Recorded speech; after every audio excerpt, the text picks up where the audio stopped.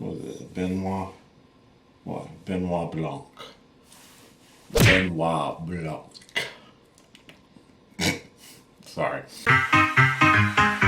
Ladies and gentlemen.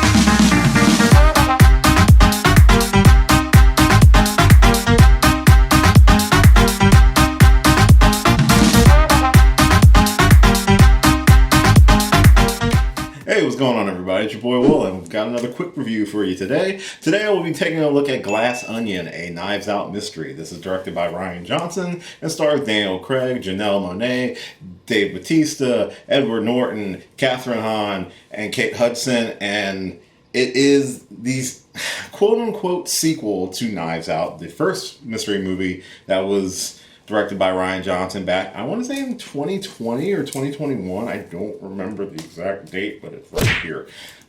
This isn't necessarily a true sequel. This is more kind of like an anthology. It's a continuation of Benoit Blanc, who was the detective portrayed by Daniel Craig in the first movie, on another high-profile mystery having to do with an eccentric billionaire and threats of murder and mystery and so many complex themes, when in actuality it's actually pretty simple. It is really well done. I actually enjoyed it a lot. It's a lot of fun. But before I talk about the movie, I just want to say thank you for checking out this video. If this happens to be your first time checking me out, again, my name is Will. I do movie reviews, trailer reactions, some gaming, some drinking, some discussions, all on this channel, usually all wrapped around geekiness. Try to have fun. Hope you have fun too. And if you happen to enjoy this video, consider subscribing to the channel. I would really appreciate it. I don't really have a goal right now because we crossed our goal of this year, but subscribe and stick around for the fun. So let's talk about this really good movie. So, I gotta slow down when I talk. Anyway.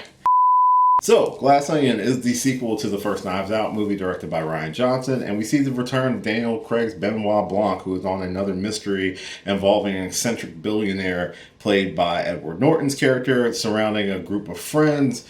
And there's a much more than just a weekend getaway with a murder mystery party in store. There are twists and turns and some subversion of concepts and things like that, which are very notable of Rian Johnson's style, how he likes to curb your expectations and kind of play with what you can expect when it comes to his movies. I mean, most notably, we know what happened with The Last Jedi. I personally like The Last Jedi. Let's not get into a discussion of The Last Jedi on this video, please. Let's not do that. This still has the same sort of quirky vibe that the first Knives Out had, albeit with a new setting and a new cast of eccentric characters, all with different desires and wants and motives and objectives that all culminate in a very satisfying yet slightly different conclusion that I was expecting when first watching the movie and in comparison to the first movie. This movie does a lot of things right. It still presents us with Benoit Blanc, who is very much a charismatic character. He is kind of a country bumpkin to a certain extent. He still has that southern drawl. But we get the inclusion of Janelle Monáe's character, who I really enjoyed her performance in the movie and with the role that she takes on. She is kind of the main focal point of the movie and her story as well, playing a character who was wronged by these people that used to be her friends, and which leads to some unforeseen consequences and some twists that may have fooled some people. I kind of saw a few of the twists coming. This has a lot of homages and a little bit of flair, very similar to like a Clue, which is, if you've been a subscriber or a follower of this channel, you know Clue is one of my favorite movies of all time. It has that very sort of similar vibe, but it's not as campy. It does have a little bit of camp, but the way that it is taken on, it does have a level of seriousness to it. It's not necessarily a satire, like Clue is kind of more of a satire, but this is definitely more so of like a straight up mystery with a not super difficult mystery. Like, very similar to the first Knives Out movie, you kind of already can see who did what initially. It's not necessarily about who did it, it's about the journey to getting to that point. And the way the movie plays with time as well, where we get to see the mystery unfold from multiple characters' points of view, just adds different layers on top of layers on top of layers, hence the name GlassOnion, which also plays a little bit more into the reveal of the culprit of the movie. But the resolution is very different than the resolution that the first movie did, where the first movie was a standard resolution. The person who did the job got arrested.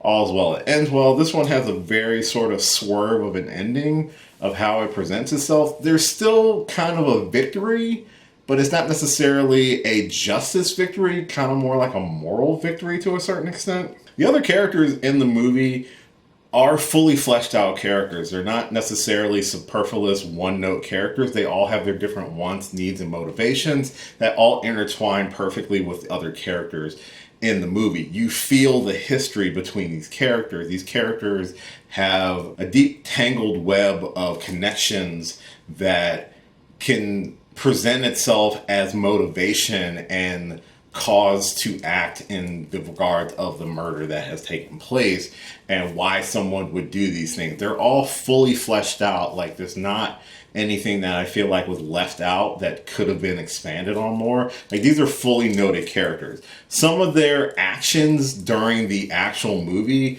feel a little wishy-washy though, because their relationships and their desires to and to not want to be involved in doing the right thing in that case. It's very bipolarish. Like, people switch on a dime at certain points in the movie that are like, well, I'm glad you decided to now do the right thing, but then what the hell was the point where you had the opportunity less than 10 minutes ago to do the right thing? Or, you know, that sort of thing. I don't know why I started talking there, but anyway, that's where we're at. I really like Daniel Craig as Benoit Blanc. He is fun. He is energetic. He wants a challenge, but the challenge is, I don't want to say insulting to him to a certain extent, which is kind of like the interesting thing about how this movie frames itself. It frames itself using the title of The Glass Onion as these deep layers, and the characters all, at least one of the main characters, the eccentric billionaire, tries to portray himself as this very layered and thoughtful individual who has all this depth and things like that, and very similar to the mystery itself. It tries to present itself like it has all these layers, and I think this is kind of the point that Rian Johnson is making with the movie. You have all these layers, but at the center, it's the simplest of explanations. Albeit the movie does a really great job hiding the mystery. The mystery is in itself front and center, and it's kind of just straight to the point. I hope I'm explaining this right. but it's like, it's not that hard when you think about it. You might be confused by the multiple layers, but when you think about it at its core, the answer is right in front of you. There's an additional character or two who's kind of put in as a red herring, which I found very hilarious, but at the end of it, they were just a red herring in the entire movie. So it didn't take away from the mystery. The mystery was fine. I think the mystery and the overarching story in the first one was more in depth, and I think it did a stronger job. But this one, I was slightly more entertained by the characters and the interactions between the characters and the type of characters that we got in this movie. So I wouldn't necessarily say it's better than the first movie, but it definitely presents itself as a different vibe, where it doesn't feel like it's just retreading on what the first movie did, which I think if they're treating the Knives Out series as more of an anthology instead of a direct sequel to sequel to sequel, I think you have to present these mysteries as different types or different sort of vibes, where it's not just like, we're rehashing what we did in the first movie. Like, no, it completely changes that formula for this particular movie. It keeps some of the core elements there, like most mystery movies do, but the execution and the overall reveal and resolution of the story were completely different than the first movie. And I think if you continue with this series as an anthology, I think that's a really smart way of doing it. And it also allows for a lot of play, and it allows for a lot of different stars who may or may not get opportunities like this to kind of flex their characterizations when they act. I think this is a good franchise to do it with. Like, Kate Hudson and Dave Bautista are two people in this movie who give wildly different performances than some characters I've ever seen them portray on screen, especially Dave Bautista. I think he does a fantastic job in the movie, and I really liked his character. And Kate Hudson was kind of unrecognizable with the character that she was portraying in the movie.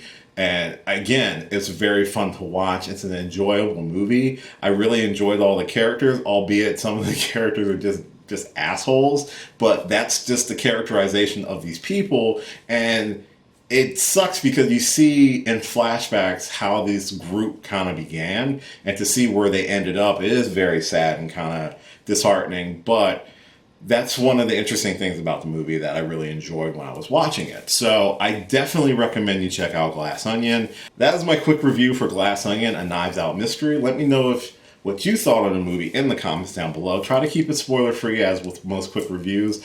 I try to keep them as spoiler free as possible. But thank you so much for checking out this and all my videos. I really do appreciate it. Again, if you enjoyed this review and you enjoyed this video, please subscribe to the channel. It would really help me out as this channel continues to grow, especially in 2023. Depending on when this video hits, it probably will be before the new year. So please subscribe to the channel. I would really appreciate it.